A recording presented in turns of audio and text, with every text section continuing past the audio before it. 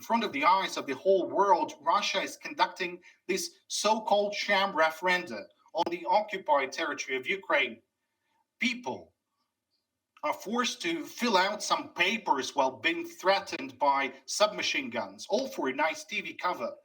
These alleged results of the sham referenda have been prepared well in advance, just as this compulsory issue of passports for the population of the occupied territories. Now, what's the reason for that?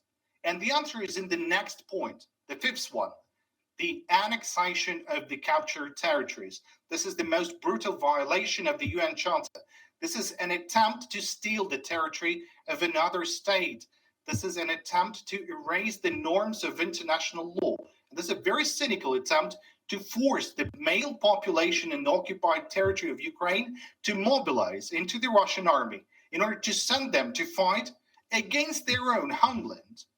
There is only one way to stop this all. First, it's a complete isolation of Russia in response to everything it does.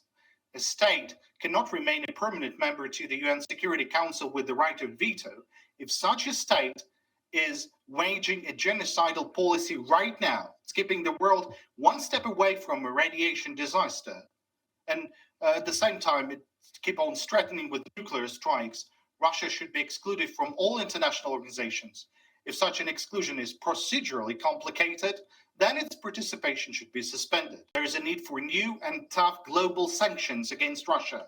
Any annexation in the modern world is a crime against all states that consider the inviolability of borders to be vital for themselves. Russia's recognition of these sham referendums as normal, the implementation of the so-called Crimean scenario and another attempt to annex Ukrainian territory will mean that there is nothing to talk about with this president of Russia.